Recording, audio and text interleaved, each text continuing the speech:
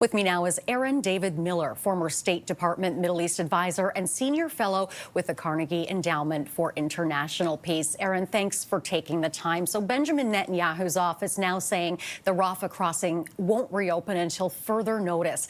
What do you make of this?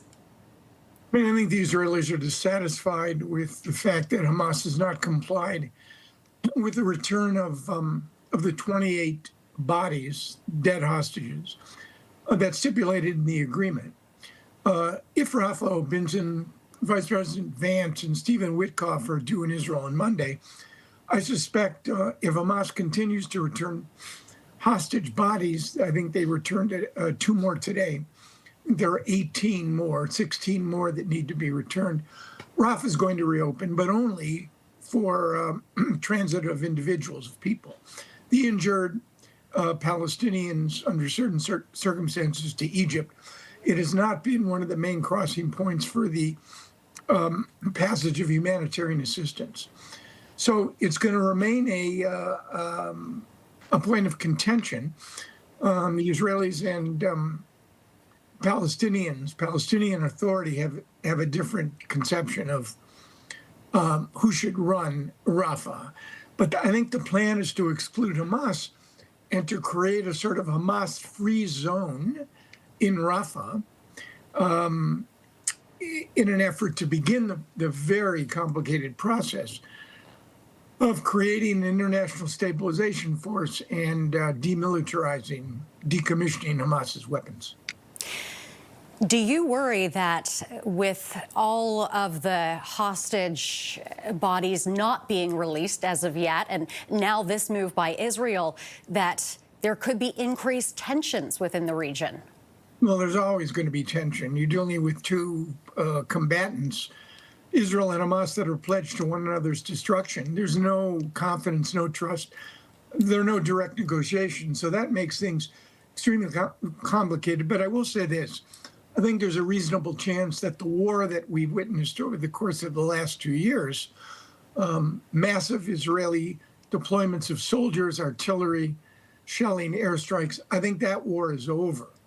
The question is whether or not the several big mountains that have to be climbed, the deployment of an international stabilization force, the demilitarization, decommissioning of Hamas's heavy weaponry, and ultimately a transitional authority composed of Palestinians and overseen presumably by this Board of Peace, whether that's going to get done in a timely manner. The more this drifts, the more likely it is that it'll come apart.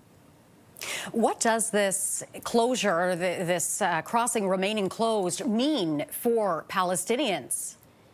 That's not a significant issue. As I mentioned, most of the humanitarian assistance does not come through Rafah. It comes through several other crossing points.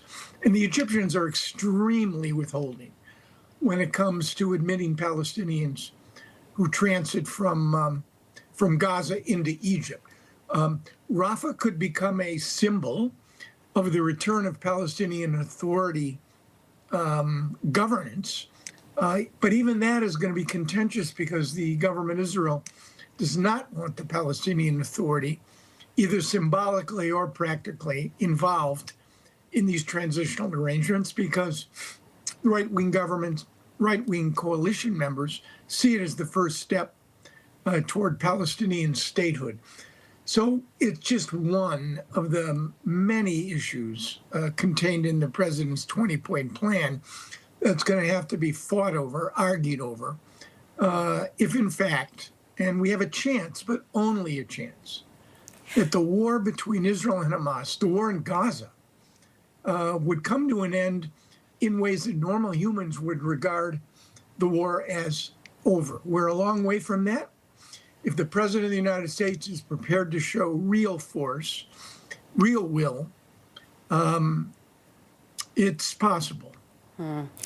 Aaron, we'll have to leave it there. Always great chatting with you. Your expertise is much appreciated. Thank you for your time. Well, thanks for having me.